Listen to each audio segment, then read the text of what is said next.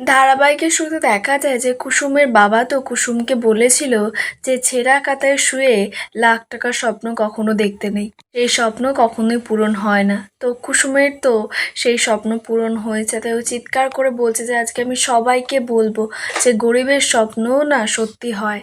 কুসুমের মনটা তো খুব খুশি হয়ে যায়, একা একাই নাচছে, গান করছে, আবার নিজের ফটোটাকে দেখছে আর বলছে এই কুসুম সরকার এ একদিন স্বপ্ন দেখেছিল তার ছোট সাহেবের সঙ্গে ঘর করবে, কিন্তু সেখানে কুসুম সরকার ভালোবেসেছিল, কিন্তু এখন এই কুসুম সরকারকেই নাকি গাঙ্গুলি পরিবারের রাজপুত্র ভালোবাসে। কুসুম ঠিক করে যে আয়ুষকে আর অপেক্ষা করাবে না, সবটা জানাবে। কুসুম তো ছুটে যাচ্ছিল আয়েশার কাছে সবটা জানাতে, কিন্তু তখনই কুসুমের বিবেক কুসুমকে আটকায় আর বলে যে তুই এত ইজিলি সবকিছু ভাবছিস যে হয়ে যাবে। আমি মানছি যে আয়ুষ্মান স্যার তোর চোখ দুটোকে ভালোবাসে, তোকে ভালোবাসে, কিন্তু তোর থেকেও সে বেশি ভালোবাসে তার মাকে। দেবী মা সব সময় বলেছে যে তুই গাঙ্গুলি পরিবারের মেয়ে, কখনোই তুই বড় বউ হওয়ার যোগ্য নোস। এদিকে আইস তো সেই ল্যাপটপটা খুলে কুসুমের চোখের সঙ্গে ঘন্টার পর ঘন্টা কথা বলেই যাচ্ছে। আয়ুষের একটাই ইচ্ছে যে মেয়েটা যেই হোক না কেন, ওর সম্পত্তি ওর কিচ্ছু চাই না, ও শুধুমাত্র এই মেয়েটাকে ভালোবাসতে চায়। আয়ুষের তো খুব মন চাইছে যে আর যেন ল্যাপটপে ছবি হয়ে না থাকে, আয়ুষের সামনে যেন মেয়েটা ধরা দেয়। এদিকে কুসুম তোর বিবেককে নিজে বলছে যে আমি জানি যে আয়ুষ স্যার খুব ভালো মানুষ, উনি আমাকেও ঠিক মেনে নেবে, আমার সঙ্গে খুব ভালো করে সংসার করবে, আর দেবীমাও একদিন ঠিক মেনে নেবে। কুসুমের বিবেক বারবার করে কুসুমকে বোঝানোর চেষ্টা করছে যে ছোট সাহেবের মতো মানুষ হয় না, আর ছোট সাহেবের মতো যোগ্যতা তোর নেই, তোর সেই যোগ্যতাই নেই ছোট সাহেবের বউ হওয়ার। কুসুমকে ব্যাপারটা চেপে যেতে বলে। কুসুমের তো এবার স্বপ্ন ভেঙে একেবারে চুরচুর হয়ে যায়। কুসুমের বিবেক কুসুমকে সবকিছু মেনে নিতে বলে যে এই যে কুসুম এত কিছু পেয়েছে, দেবীমা ওকে মেয়ে বলে মানে, আয়ুষকে সবকিছু শেয়ার করে মনের কথা, এই এতটুকুতেই কুসুমকে খুশি থাকতে বলে, তা না হলে বেশি আশা করলে পরে সবকিছু হারাবে কুসুম।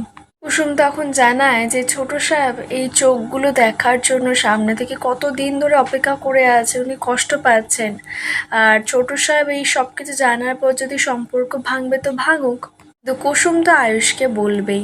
কুসুম তারপর ঠিক করে যে কাল সকালে আয়ুষকে সবকিছু জানাবে যে আয়ুষের আসল ভালোবাসা কে। এরপর পরের দিন সকাল হতেই তো আয়ুষ একেবারে রেডি হয়ে গেছে অফিসে যাবে বলে। ঈশান এসে একটু আয়ুষের সঙ্গে মজা করছে। ঈশান আয়ুষকে বুদ্ধি দিচ্ছে যে শুধু ওই অ্যাডভার্টাইজমেন্ট করলে হবে না রে, ওর মন অন্য কিছু করতে বলছে, আর এমন কিছু করতে হবে যাতে ওদের বৌদি নাকি ওদের সামনে আসতে একেবারে বাধ্য হয়, তারপরেই দেবীমা একেবারে ধরে বেঁধে বিয়ে দিয়ে দেবে।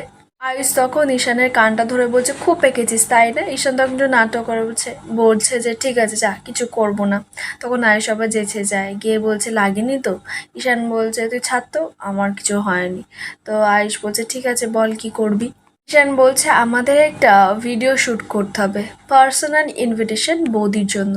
আয়ুষ তো শুনেই বলছে যে না না, এসব ভিডিও ফিডিও আমার দ্বারা হবে না, যা করার কর আমি গেলাম।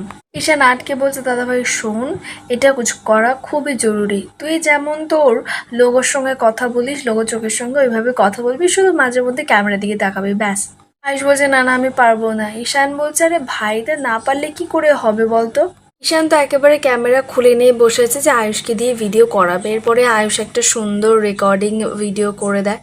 ঈশান খুব খুশি হয়েছে, বলছে এক্ষুনি আমি আমাদের কোম্পানি যে সোশ্যাল মিডিয়া পেজটা আছে ওখানে আমি এটা শেয়ার করে দিচ্ছি, দেখবি বৌদি তোর কাছে যেচে যেচে আসবে। এই বলে তো ঈশান নাচতে নাচতে চলে যায়। আইস তো বলছে একা একা যে আমি চাই তুমি কাল এসো, আর যদি একবার তোমাকে আমার কাছে পাই আমি জীবনেও ছাড়বো না তোমাকে। এদিকে কুসুম তো আজকে খুব খুশি, ফটোটাকেও ভালো করে আটা দিয়ে আবার জুড়েছে। আয়ুষকে আজকে ছবিটা দেখাতে যাবে বলে মাথায় একেবারে আনন্দ চোটে ফুলও লাগিয়েছে। ছবিটা দেখছে আর বলছে ছোট সাহেব আপনাকে আর অপেক্ষা করতে হবে না, যে চোখ দুটোর প্রেমে আপনি পড়েছেন, এই চোখ দুটোর আপনি খোঁজ করছেন, সে আর কেউ নয় আপনাদের কুসুম। কুসুম তো ফটোটা নিয়ে নাচছে, মীনাক্ষী তখনই সামনে এসে দাঁড়ায়। কুসুমকে বলছে তোমার হাতে ওটা কি। কুসুম বলছে না কিছু না, ও তো লোকানোর চেষ্টা করছে, কিন্তু মীনাক্ষী আগে দেখে নিয়েছে। এবার কুসুম ওখান থেকে যখন যাবে মীনাক্ষী আটকায়, আর কুসুমকে বলছে হাতে যেটা আছে সেটাকে দেখাও। তো মীনাক্ষী শেষ পর্যন্ত কুসুমের হাত থেকে কাগজটা নিয়েই ছবিটা দেখিয়ে হা হয়েছে, তখন বুঝতে পেরেছে যে কুসুম তার মানে বুঝতে পেরে গেছে সবকিছু। মীনাক্ষী আবার কুসুমকে বলছে, তুমি কোথায় যাচ্ছিলে নাচতে নাচতে? আয়ুষকে বলতে যে যেই চোখ দুটোর প্রেমে আপনি পড়েছেন সেই চোখ দুটো তোমার। কুসুম বলছে, আপনি কি করে জানলেন? তো মীনাক্ষী তখন বলছে, সবাই বলে মীনাক্ষী বোকা, কিন্তু আসল কথাটা হলো মীনাক্ষী সব জানে, সব বোঝে। কুসুম মীনাক্ষী থেকে ছবিটা নিয়ে বলছে যে ছোট সাহেব এটা জানা দরকার। মীনাক্ষী তো কোনোভাবেই কুসুমকে বলতে দেবে না। কুসুম তো জানায় যে না, ছোট সাহেবকে এটা তো জানতেই হবে, এটা ওনার অধিকার। তো মীনাক্ষী তো কোনোভাবেই কুসুমকে সেটা জানাতে দেবে না, তাই ও মুখে মুখে তর্ক করছে বলে কুসুমকে মারতে যাচ্ছে, তো কুসুম হাতটা আটকায় আর মীনাক্ষীকে একেবারে উচিত শিক্ষা দিয়ে দেয়। কুসুম যতই কাজের মেয়ে হোক না কেন, কিন্তু কোনো মেয়ের গায়ে হাত তোলার ওর কোনো অধিকার নেই। মীনাক্ষী তখন বলছে, আরে কুসুম সরকার, তাহলে তো তোমাকে এটাও মনে করাতে হবে যে তোমার হাতের এই নোয়া বাঁধানো, তুমি আয়ুষকে নিজের স্বামী বলে মনে করো। কুসুমের তো এখনই মুখ বন্ধ হয়ে যায় যে মীনাক্ষী এটা কি করে জানলো, আর কিছু বলতে পারছে না। মীনাক্ষী বলছে, কি যাবে না তুমি? শোনো কুসুম, আমি জানি যে তুমি তোগোর চোখ দুটোর মেয়ে, এটাও আমি জানি যে তুমি আয়ুষের নামে আয়েস্তাও পড়ো। আমি সবকিছু জেনেও কেন কিছু বলি না জানো কুসুম? মায়ায়। তুমি গাঙ্গুলি বাড়িতে কাজ করো, তোমার বাবা এ বাড়ির ড্রাইভার, তোমার ভাই আমাদের দয়ার বাইরে পড়াশোনা করছে। তোমার দেবীমা সবকিছু জানার পর কি মনে হয় তোমার ভাইকে পড়াশোনা করাবে? কোনোদিনও না। তোমার বাবার চাকরিটাও যাবে, আর তোমার যে দেবীমা তোমাকে এত ভালোবাসে, ভরসা করে, সেটাও তুমি চিরতরের মতো হারাবে।